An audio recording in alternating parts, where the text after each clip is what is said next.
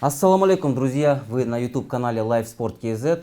И сегодня у нас в студии нашим гостем является казахстанский Жозе Мауриньо, специалист, который не устает постоянно совершенствоваться, обучаться, прогрессировать.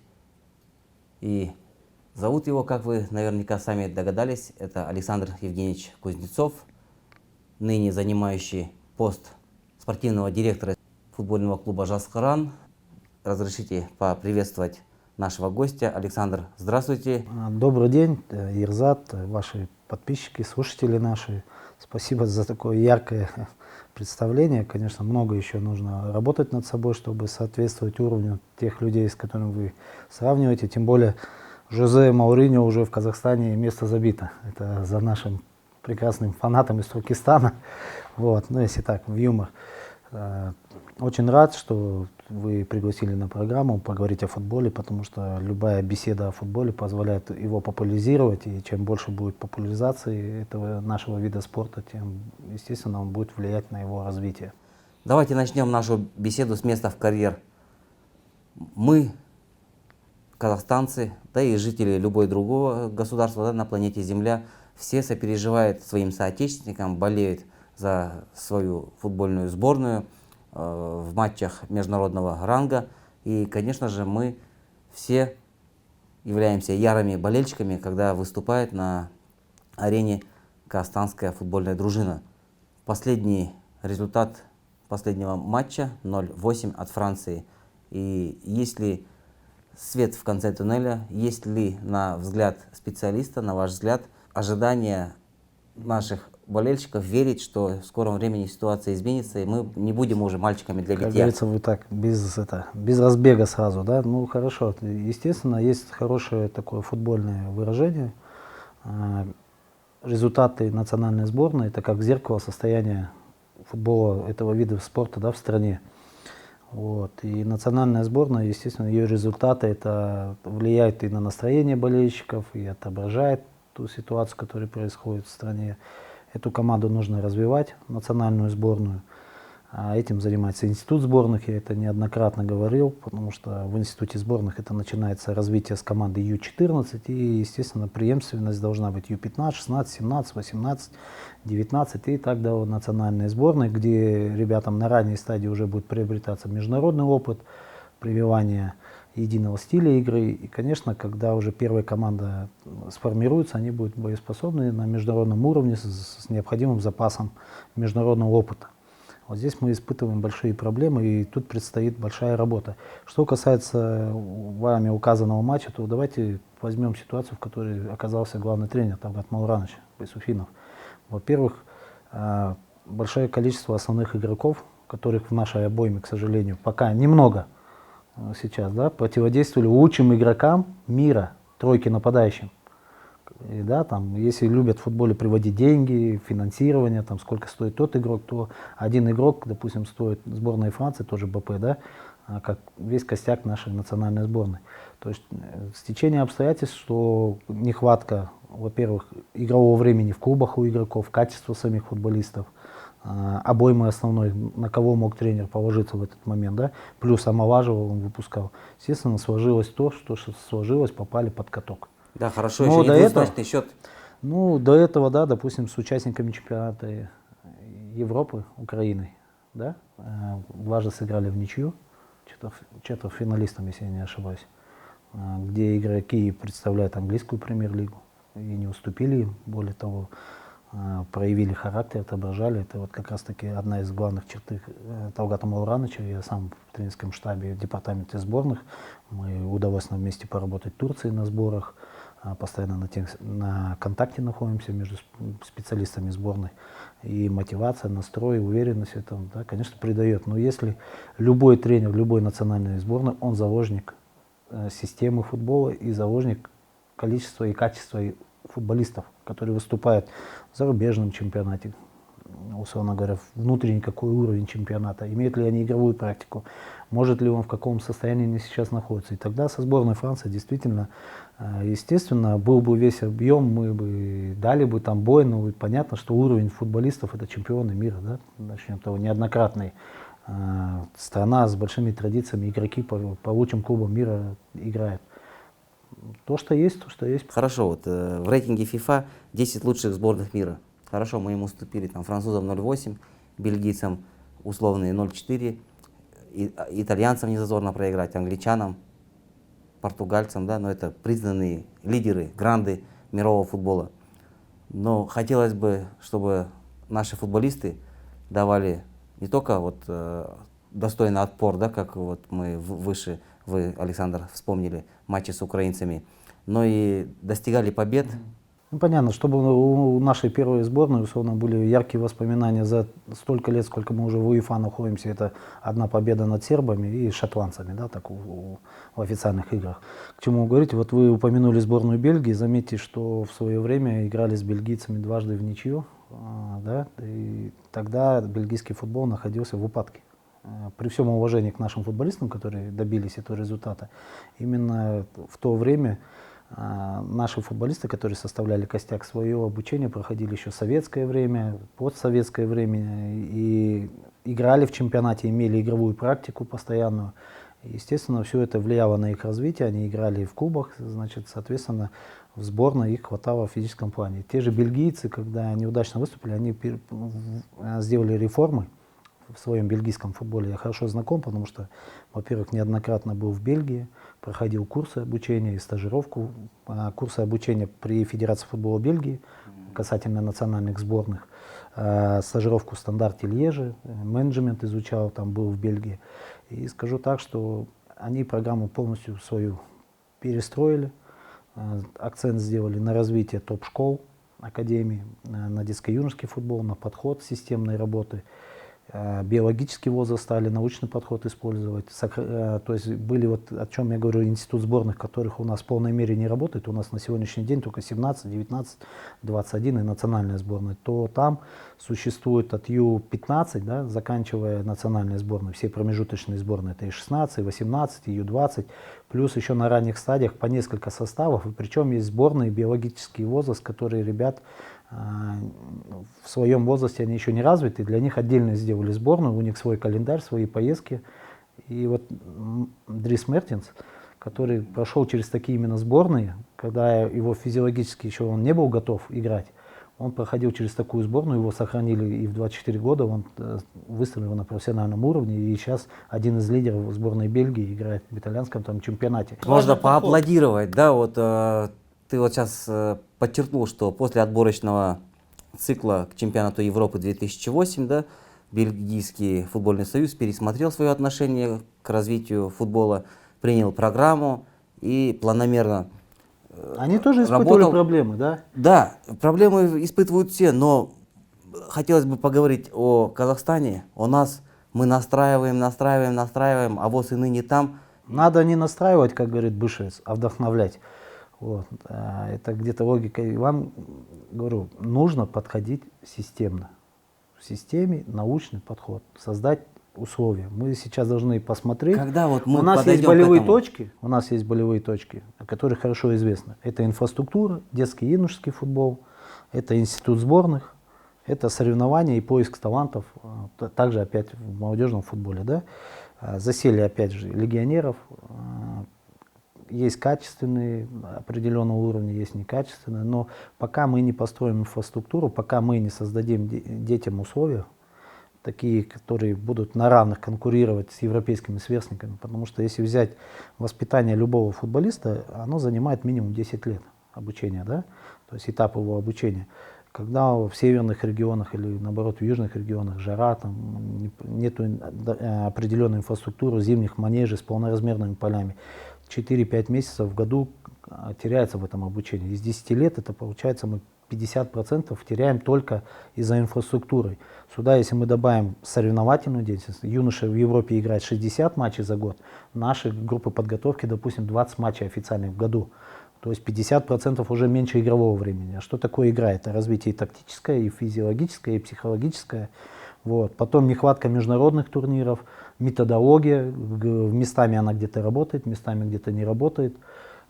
И вот это в купе наши дети, получается, наравне с европейскими легионерами, да, там, не развиваются в конкурентной среде. И когда сюда приезжает, условно, молодой игрок, даже серб, африканец, он уже изначально с детства в конкурентной среде очень находился. Поэтому мы должны построить нашим условиям. Вот как правильно бывает, ты сначала дома сделал ремонт, обул, одел своих детей, накормил, отправил их в школу, потом приглашаешь гостей. У нас, к сожалению, широкая наша казахстанская душа. Сначала приглашаем гостей, а потом думаем о доме, о своей семье и так далее. Вот мы должны пересмотреть, когда инфраструктура, вот сейчас как, допустим, 80% уходит на фонд оплаты труда практически, бюджеты всех клубов.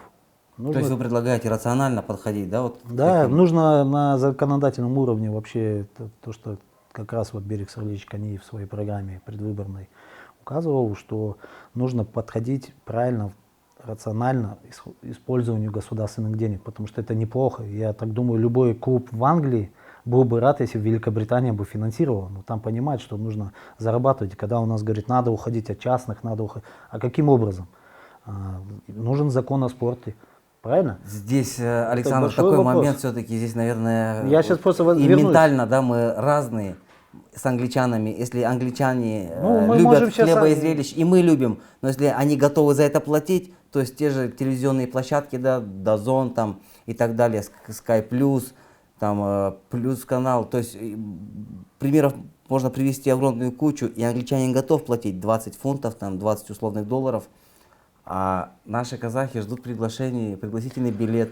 То есть, сейчас дело же не только в Англии. Я условно сказал, там, любую европейскую страну, любую мировую страну, если государство будет помогать клубам финансово, они будут рады, они просто будут правильно использовать, соблюдать законы. У нас почему-то, если государство дает, сразу говорят коррупция.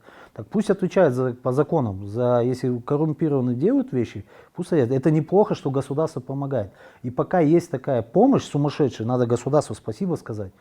Просто нужно механизмы на уровне законодательства, рассмотреть механизмы финансирования, перенаправить эти средства правильно в инфраструктуру, в детей, в свои кадры, да, специалистов. Тогда, когда мы расширим базу, когда мы расширим массовость, тогда вот эти люди, как вы говорите, в Англии, которые любят футбол, их будет больше, тогда и они захотят пойти на этот футбол.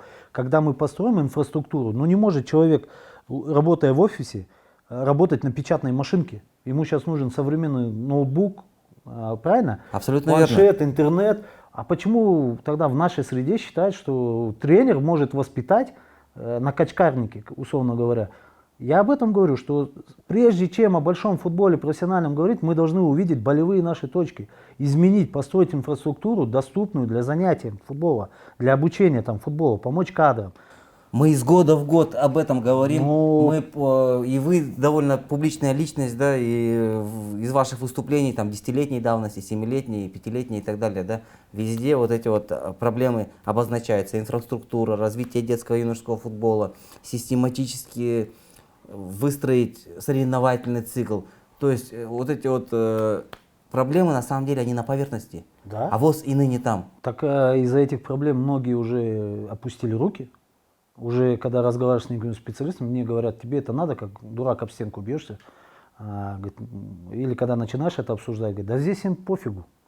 Здесь уже устали ему что-то объяснять.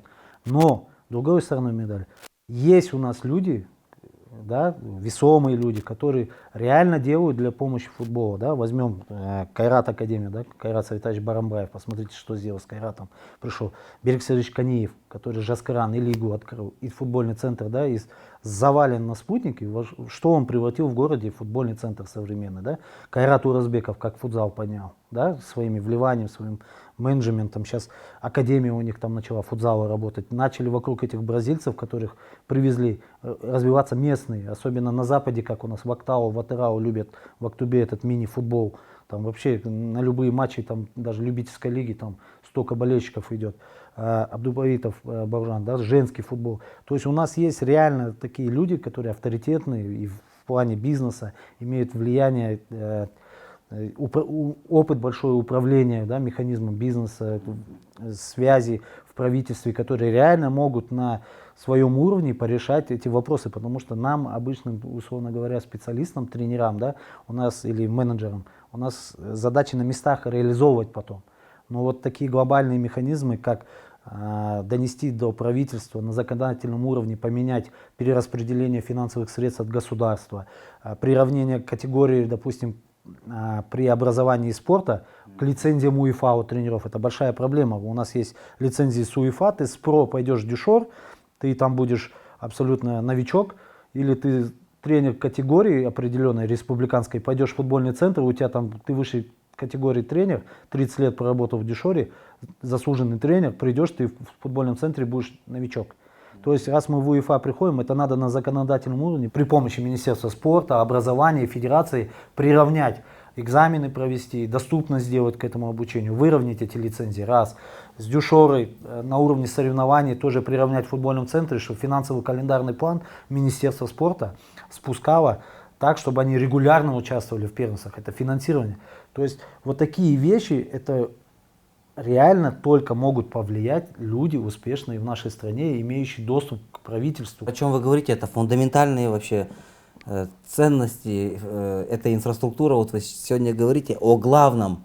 То есть без этого вообще как о Но таком вы знаете, футболе что говорить? сейчас клуб получает, допустим, любой клуб 24 миллиона, да, там говорят, 4 миллиарда там, что у них нету возможности строить, у них нету разрешения. То есть они, если бы даже и хотели, по вот этим финансированию, которое идет, у них должны расходы быть на сборы, на зарплаты, на содержание текущее. То есть на строительство своей инфраструктуры у них этих средств не предрасположено. Надо менять механизм. То есть вы сегодня хотите сказать, что нужны преференции потенциальным инвесторам? Не то что инвесторам, государство, которое выделяет деньги, они на эти деньги не могут строить. То есть они должны определить бюджет, Целевое назначение? целевое назначение. Это, я же и говорю, на законодательном уровне поменять, что, условно говоря, хотите легионеров, вот привлекайте частные инвестиции, пусть вам спонсор платит за этих легионеров. Остальную сумму, которую мы даем, вы 20%, условно говоря, можете тратить на фонд оплаты труда, а 80% вы должны развивать сейчас инфраструктуру, детско-юношеский футбол, пусть наши юноши ездят везде на международные соревнования, появляется эта инфраструктура. Вот когда мы по лицензированию, сертификации, жесткую сделать лицензирование, сертификацию при клубах, да, премьер-лиги, академия со своими полями, минимум 4 стандартных поля, не как сейчас одно поле, там старый газон, все там дети, 350 детей там на одном поле тренируются, плюс там же команда мастеров тренируется, дубль тренируется, они там на четвертинке это поле бедное там используют там по 4 группы. О каком программе? Я когда посмотрел, у нас были единая методология по центрам, там роздана Федерация футбола. Стоит тренировка над командной тактикой условно, где нужно моделирование было отрабатывать. Для этого необходимо расстояние, да? А они тренируются на клочке. То есть программа не может, даже любую программу, методологию привези, она не будет действовать, пока под нее соответствующая инфраструктура не будет создана. Почему я говорю, ты вроде тебе надо в интернет выйти, а тебе не дадут ноутбук, да, там, а дадут печатную старую машинку. Ну давай поработай и посмотрим, что ты сделаешь. Поэтому здесь первостепенно мы должны отойти вообще от понятия такого легионеров. Их не нужно фундаментально заняться строительством. Евгеньевич, оппоненты могут возразить и сейчас сказать: Ерзат, Александр, вы о чем? Как же будут наши коллективы выступать на Еврокубковой арене? Они ведь достойно и с честью защищают честь нашего государства. Поэтому вот нужно оставить финансирование от государства, нужно привлекать легионеров, ведь это честь страны и так далее, и так далее, и так далее. Вот что бы ты им ответил? Во-первых, мы это 20 лет слушаем уже, что нужно оставить легионеров, что, во-первых, не только же легионеры играют, и наши футболисты играют, в том числе, которых мы обучаем, подготавливаем, да. Поэтому и говорю о болевых точках, которые существуют, почему все-таки у нас качественных футболистов, да, там раз-два, там 3, условно говоря, за это время подросло, какие преграды просто молодым игрокам сейчас есть. И ну, мы шли тем путем, которые считали, что легионеры будут развивать наших. Я же не говорю полностью отказаться там навсегда. Так как мы понимаем, что беда с инфраструктурой, то в ближайшие, допустим, как бы 3 года можно было бы обойтись без легионеров, включить лимит, допустим, там 3 легионера, там, ну, 5, ну, только за счет спонсорских привлечений, да, а государство все-таки бы для своих граждан бы построило, потому что мы не должны забывать, что основное вложение к государству — это потенциал собственных кадров, как тренеров, как и игроков. То есть основные клубы и нагрузка этих клубов от финансирования государства должны нести следующий аспект. Основной, самый главный, помнить, это подготовка игроков для национальных сборных. Правильно? Вот. А если в этих клубах они не играют, занимают их места легионеры, сегодня один легионер приехал, завтра другой, один хороший, другой плохой. Ну как были проблемы. Потом мы говорим об имидже страны, о которой вы говорите, да. Имидж страны, сколько легионеров, которые здесь поиграли, было, уезжали и не очень приятно отзывались об нашей инфраструктуре. И тем более уважаемый себя легионер, есть много хороших легионеров, я разговаривал, не хотят ехать сюда, потому что нет инфраструктуры, на которых играть. Это отталкивает. Поэтому будь у нас хорошая инфраструктура, то и подход правильный, то, возможно, больше бы было бы молодых, интересных звездочек, легионеров, которые могли бы приезжать и поднимать тем самым уровень. Во-вторых, не всегда эти легионеры выше по уровню нашего. А так как его привезли, уже должны ставить, так как в него финансируют. Вот. И здесь должен быть поэтапный этап. Потом выйти вообще, отменить лимит. Вот когда мы создадим нашему молодому поколению инфраструктуру в клубах профессиональных, инфраструктуру, соревновательную деятельность, развитие молодого поколения, да, выпустим их в конкурентную среду и пусть конкурируют. Вообще можно лимит убрать. Но я предлагаю просто, мое видение лично, я бы видел, чтобы это поэтапно. Потому что инфраструктура это просто как должно быть это обычно. У нас 3 поля, знаешь, в Германии был, в Карлсруhe, там 10 полей, клуб второй лиги на своей базе. Шериф, да, молдавский возьмем. 20 полей стандартных на одной базе. На Приднестровье, там, я не знаю, 700 тысяч там, населения. Там 2 стадиона, один на 12 тысяч, другой на 8 на одной базе находится, современный, да. И как подписывают там они легионеров? Говорят, мы вас подписываем до момента определяющих матчей, выходим мы в Лигу чемпионов, в основную группу, Евролигу, там, Лигу конференции сейчас, то мы продлеваем с вами контракт, и вы тем самым играете в Еврокубках, получаете бонус. Если нет, мы с вами прощаемся, вы не выполнили задачу, и выигрываем чемпионат, либо призерами своими становимся. Потом опять приглашают легионеров. Очень взвешенное Правильно, решение. и Конечно. бонусы ставят за выход. Конечно. А у нас команда на 10 месте, условно, не буду переходить на личности, на 10 месте ползет, там, под вылет находится, там, маслихат ждут, чтобы им расширили бюджет, чтобы они каких-то привезли легионеров, опять какие-то непонятные трансферные схемы произошли, да, опять взяли там иностранца. Ну играйте своими уже, доигрывайте, обкатывайте там. Команды-лифтеры вообще, как в Голландии, в Бельгии, есть 3-4 топ-клуба, которые работают на Еврокубке, остальные работают на продажу игроков. А у нас там ждут маслихаты, Аким должен выделить, купить какого-то легионера, чтобы он там помог, там не вылететь. Я вообще таких вещей не понимаю, когда, ладно, год, 2, 3 таким путем мы пошли. Ну когда, извините, уже 20 лет, и до сих пор у нас, как вы говорите, мы только говорим, какие-то эпизодические варианты и моменты появляются положительные, но системно уже пора признаться себе, что все, хватит, и хватит уже глагольствовать, говорить, уже конкретные шаги. Поэтому вот четкая выборочная программа была у Берика Каниева, Берика Серлича, где четко были указаны механизмы. Причем, изучив многие программы других кандидатов, за исключением ОВФ, я там не видел, да, ее программу, его. У многих это было сказано, но не увидел я у многих механизмы. И сейчас, кто бы ни пришел, надо всем вместе объединиться и решать эту проблему. Решать проблему института сборных, решать проблему инфраструктуры, решать проблему тренерских кадров, решать проблему детско-юношеского футбола. У себя разобраться уже, принять эти реформы. Чем проще будет написано, тем доступнее. Потому что изучали, говорю, программы многие. У нас любят писать термины, там вот такие томы эти программы. Для чего? Когда болевые точки, они все на виду, их конкретно надо решать. Вспоминается 2015 год, тогда руководителем нашего футбола был Ерлан Кожагапанов. И вот на встречах с общественностью постоянно Ерлан Кожагапанов подчеркивал, что вот на севере мы будем применять опыт Исландии, ряда других государств, схожих с погодными условиями, да. То есть на юге мы пойдем, вот, по примеру, Испании. Конечно, это было бы здорово воплотить это в реальность, но, к сожалению, разные обстоятельства этому, может, и не помешали, но не позволили реализоваться.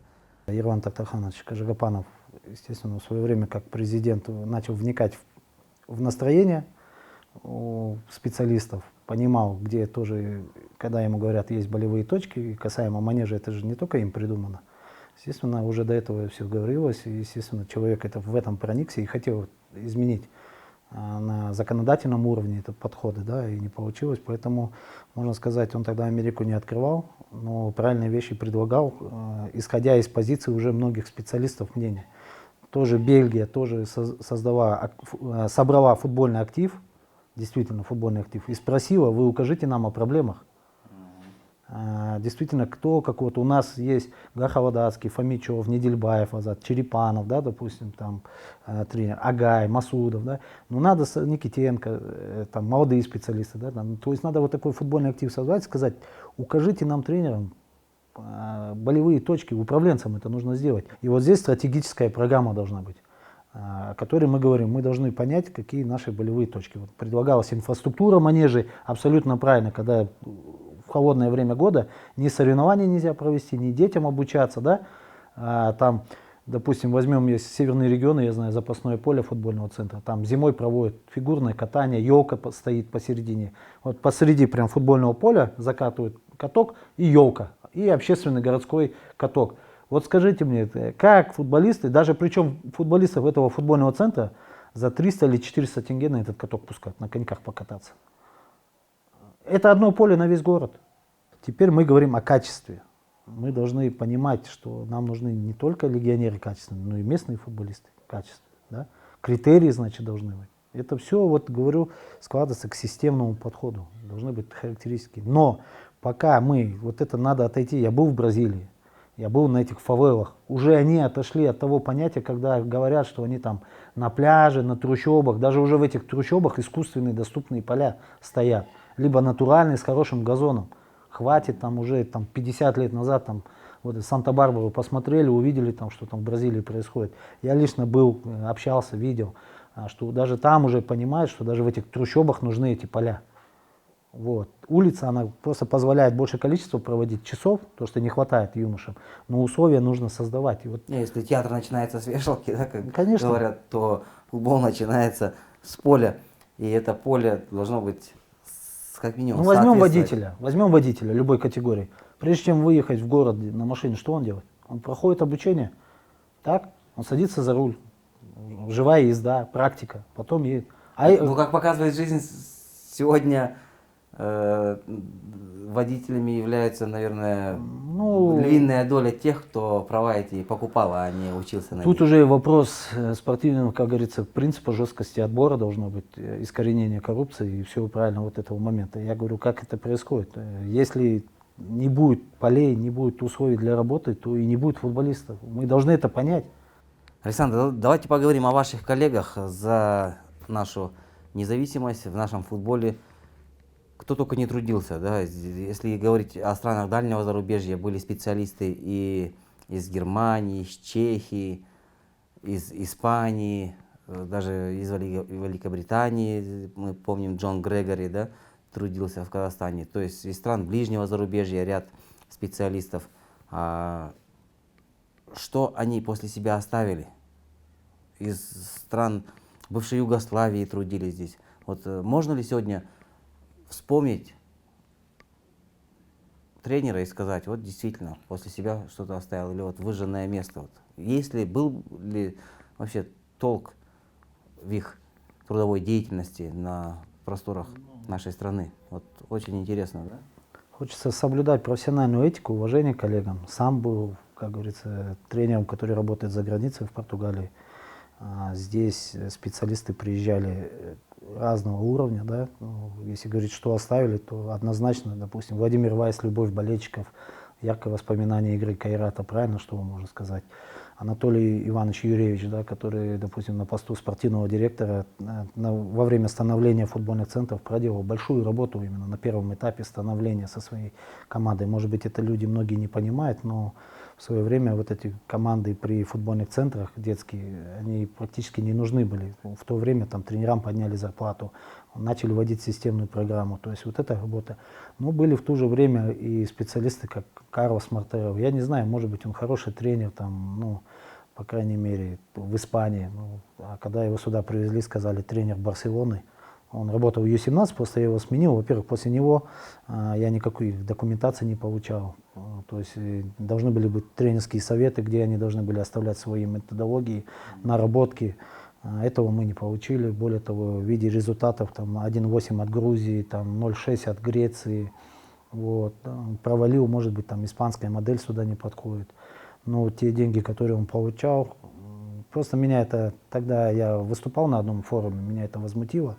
Тогда для чего мы, казахстанские тренеры, работаем, развиваем, к нам приезжают специалисты из Европы, да, и иногда мы занимаемся самобичеванием, не верим там, в своих кадрах, нужно развивать. И очень меня это бесило, я как раз выступил на форуме. Как оказалось, потом он получал такой годовой оклад там, в месяц, то есть он получал столько, сколько я за 2 года не получал в сборной. А он столько в месяц получал. Вот. А какие результаты у нас? И потом сказали, ну давай сделаем. Ну, мы пришли в Ю-17, выиграли кубок президента, взяли на Евро очки, достойно выступали в течение всего цикла в различных соревнованиях, раскрыли Сидахмета. То есть работу вот такую проделали, за которую нам не стыдно с тренерским штабом, я считаю. И при этом финансово мы получали, я говорю, там, меньше там, в год, да, чем он там за месяц. В любом случае ты потом оборачиваешься назад и смотришь, ведь работа тренера, она тоже кратковременная, там в клубе или в сборной может быть, и она стоит твоих знаний, сколько там вложили опыта, определенных финансовых вложений, там, честь страны, да, это понятно, но та энергия, те силы, то здоровье, которое ты там оставляешь, и условно я посчитал так за 2 года, сколько человек заработал, я бы просто, получив бы эти деньги, я бы оставил бы их в Казахстане, открыл бы академию, построил бы поля, и дети бы наши занимались. То есть вот рационально какой бы расход был бы.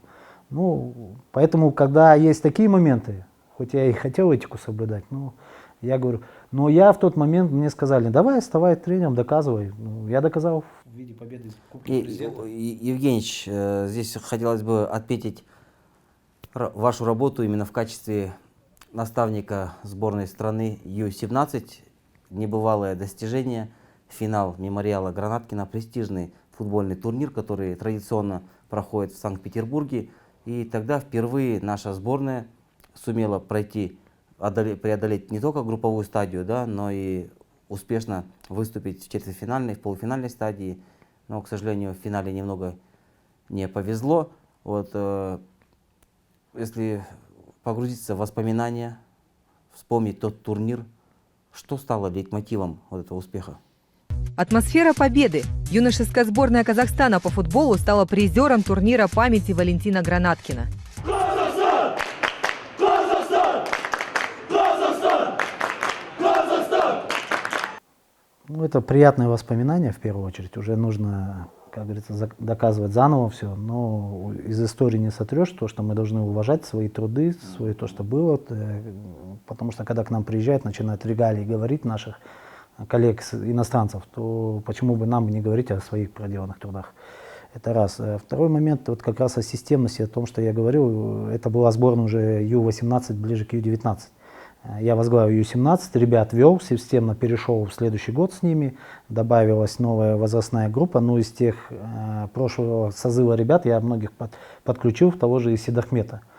Вот. Значит, интересный момент был, что сам этот турнир очень престижный, там, в течение 29 лет там регулярно Казахстан там участвовал, какие-то были эпизоды, пропускал какие-то игры, где-то не допускали даже Казахстан выступлению. Вот. И не выходили из группы, а здесь мы вышли из группы, потому что сам формат соревнования 16 сборных. Если чемпионат Европы играет 8 сборных, только в финальной части, здесь 16. Вот, 6 игр мы провели, такой, то есть регламент уже такой солидный по содержанию матчей. Нам не хватило, скорее всего, я думаю, уже в конце, во-первых, мы в полуфинале обыграли сборную Греции, играли в меньшинстве почти больше, чем один тайм, потому что в конце первого тайма остались 10-ром, при этом забив второй гол, поведя 2-0, то есть выиграли 2-1 у сборной Греции. И у сборной России на один день было больше на восстановление. И нам не хватило где-то функционального плана, плюс опыта игры в финале. Вот это здорово. А так сплотило нас с ребятами, во-первых, то, что мы уже были с частью футболистами, и новенькие ребята, возвращаясь опять к бедному этому Мартайрау, все ему прилетает. Он же работал с 99-м годом, все, что можно, проиграл с ними. Этих ребят уже списали как неспособных, как это, и у них появился реальный шанс. Они тем же грекам проиграли 6-0 при нем. Мы взяли реванш, в полуфинале обыграли их 2-1. Вот. И тоже это такое хорошее достижение. Были ребята сразу на слуху, на расхват, но, к сожалению, опять спустя какое-то время. Причем в тот же год, в 2017, мы участвовали в отборочных играх чемпионата Европы. Обыграли Уэльс 3-2, сыграли со словаками 0-0, причем играли 60 минут десятером. Вот. И уступили сборной Турции первый матч домашний. Вот. И нам не хватило забитых мячей, чтобы выйти в элитный раунд. И, в принципе, за то время, когда мы в УЕФА находились, это самое большое количество очков, которые набирали наши сборные юношеские. Вот именно вот с этим поколением. Нужно было дальше развивать.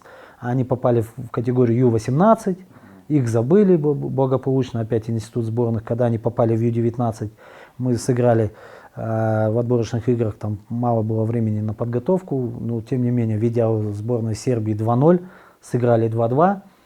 И были проблемы в обороне, я помню, большое количество футболистов не принимали участие в отборочном этом раунде, а у нас не такой большой выбор, правда. Вот. И вот в том матче Влахович, который сейчас за Ювентус играл, да, там 75 миллионов за него недавно заплатили, он в том матче играл. Играл защитник с Монако, вот сербский там парень. Сейчас вот с ребятами, когда встречаемся, они говорят: Евгеньевич, ну вот посмотри, мы с ними на равных в 2018 году играли, а в 2016 вообще мы их 2-0 обыграли в Сербии. Вот, Жакибаев, Мадишка 2 гола забил. Эти ребята растут, прогрессируют, потому что с ними их продвигают. Касательно вот молодежи нашей, они говорят: ну Влахович уже в Ювентусе, а мы до сих пор на скамейке и в Астане сидим. Ну потому что надо молодыми игроками заниматься, они свой потенциал показали на международном уровне. Я сам его лично видел, как тренер, работая с ними, видел потенциал этих пацанов. Они на равных играли с сербами, даже обходили их. Сербы в Ювентусе, наши на лавке Астане играют за дубль. Где, вот работая в Португалии, допустим, с клубом Ю-23, у нас двухразовые занятия, индивидуальные тренировки по их позиции, подтягивать их слабые стороны, развивать сильные стороны. Кто из клубов КПЛ так делает? Скажите мне. Кто работает над своей молодежью? Ну, редкий клуб. Во-первых, у Кайрата только есть такие условия, где это возможно делать.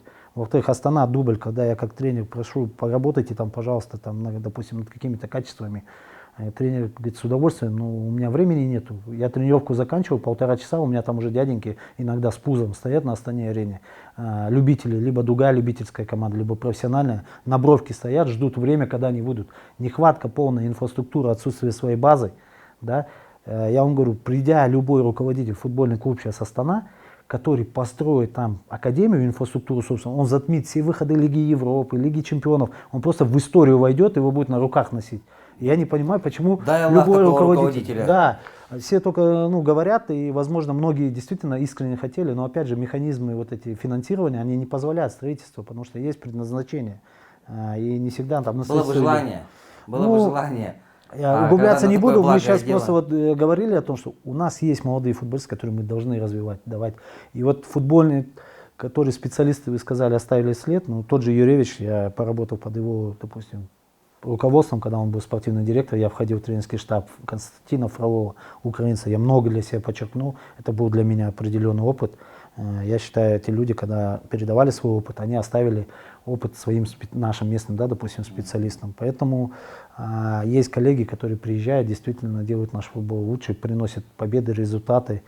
Кто-то на клубном уровне, потом проверяет, допустим, Стоилов на клубном уровне, там, ему создали хороших легионеров, он там проявил лучшие качества для результата на международной арене, да, там, со сборной оказался, он уже не смог повторить результаты, там, которых добился Талгат Мауранж, Байсуфинов, там, естественно, Байсуфинов на уровне сборных лучшие результаты, да, показывал. Сборной не оказалось, наверное, к сожалению, Аничича, да, Томасова и скорее ряда всего, других да, легионеров. И, конечно, легионеров, везения где-то определенного, да. Андору не смог обыграть. Евгений, мы сейчас это говорим специфика о работы в казахстанском клубе, футболе, да? сборной. Но тем не менее, как бы не акцентируя даже свое внимание на проблемах, тем не менее мы на них наталкиваемся, понимаешь? И буквально на днях состоялись выборы президента Казахстанской Федерации футбола. Победу в них одержал Адлет Барменкулов. Но, как выяснилось немного позже, выборы были нелегитимными. Сейчас не хотелось бы заострять внимание на этом, а хотелось бы вам, как человеку футбольному, задать вопрос. Вот просто насколько сегодня футбольная общественность Казахстана имеет основания рассчитывать вот на бум, да, в развитии игры миллионов, в ее популяризации. Это футбольная, сильные клубы, сильная сборная. Это наши дети, у которых необходимы им возможности выступать на различных международных соревнованиях, набираться опыта. То есть, опять же, эта инфраструктура, это вообще, как говорят, да, хлеб всему голова. Также и в футболе инфраструктура всему голова. То есть, вот это вот повсеместное, бурное развитие футбола нам, нашему обществу, это необходимо. Сегодня мы имеем основания рассчитывать, что эта работа будет проводиться.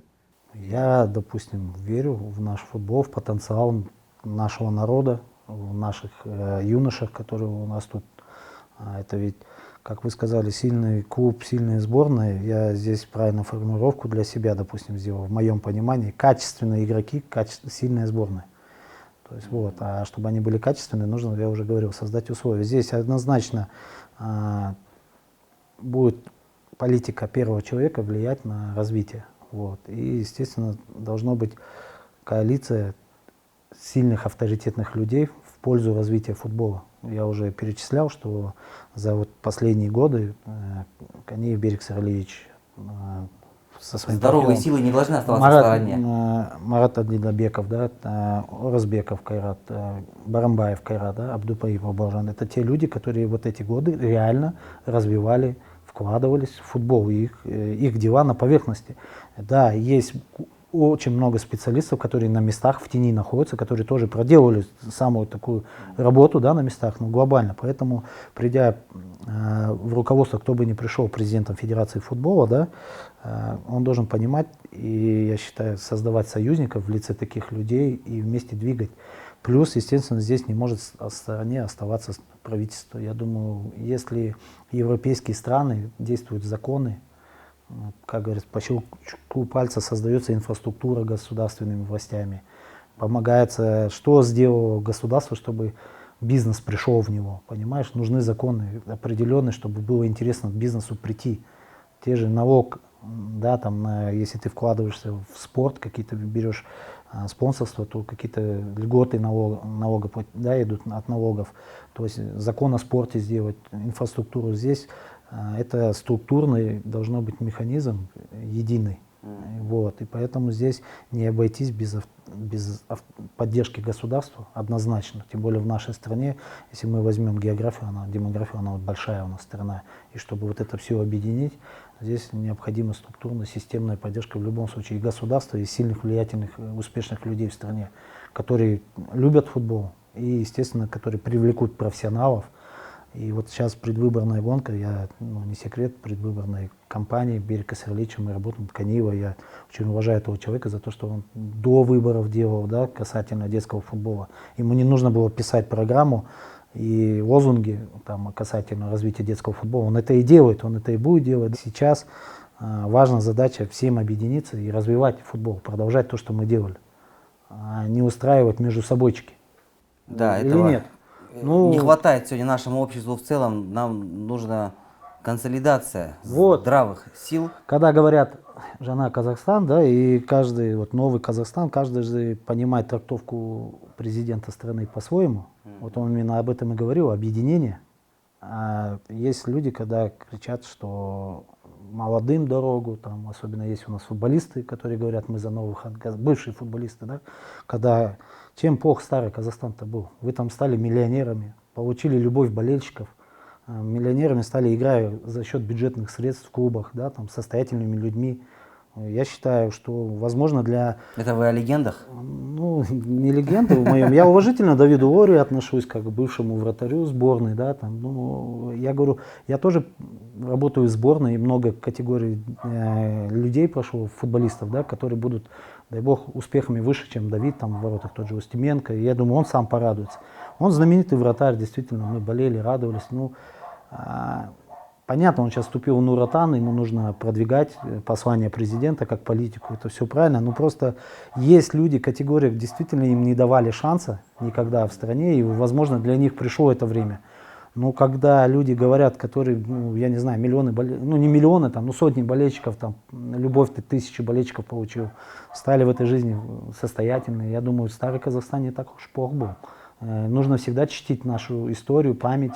И для меня, допустим, нету понятия нового, старого. Я всегда вот как обучился, да, свою родину засучив рукава, работаем. И ты говоришь там, нет ли желания там закончить, ну тогда все уже, жизнь заканчивается, надо верить, надо идти. Поэтому вот объединить. Поэтому я увидел трактовку президента, что объединение, прекратить вот эти войны все различные, да, каждый трактует по-своему.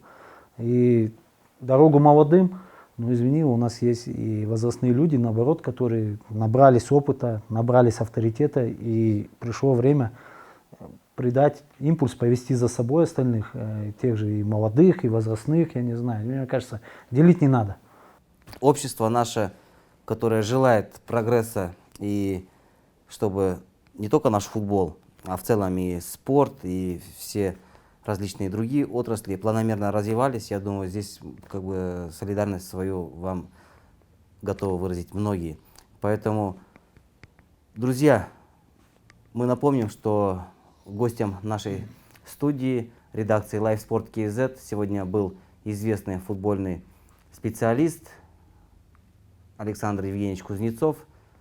Дорогие друзья, подписывайтесь на канал Live Sport KZ. Александр, вам большое спасибо. И вам спасибо за приглашение. Услышать ваши пожелания соотечественникам вот, в контексте игры миллионов Его Величества футбола. Спасибо, во-первых, за приглашение, за то, что вы делаете. Я знаю, ваша программа многофункциональная, не только касается футбола, поэтому развитие вообще спорта, это, естественно, развитие и здорового образа жизни. Естественно, чем правильно будем мы заниматься развитием здоровья наших молодого поколения, тем здоровее будет страна и, естественно, более развита. В программе желаю успехов, всем спасибо. И обращаясь ко всем своим коллегам, футболистам, с которыми разговаривал, ну, понимать меня объективно, то, что я говорю, не держать каких-то обид, там, то, что если я где-то кого-то задел, естественно, я в том числе и мне очень много надо работать над собой, развиваться, и мы только в начале пути своего, поэтому критика всегда должна присутствовать и аргументированная, конечно, вот, без нее не будет роста. И, естественно, просто я являюсь большим патриотом нашей страны, и я считаю, что мы в состоянии сами собственными силами развить, конечно, прибегая к помощи нашим коллегам иностранным, но тем не менее мы должны крепко на ноги стать сами. Тогда у нас все будет хорошо. Поэтому давайте уважать друг друга, все, что мы делаем, ценить, поддерживать друг друга, независимо, кто в какой форме у нас на футбольном поле между собой играет. Все равно в любом случае побеждать должен только футбол и дружба. Поэтому всем спасибо и вам. Спасибо большое, друзья. До новых встреч. Подписывайтесь на наш канал, будьте в курсе спортивных событий. Алга, Казахстан!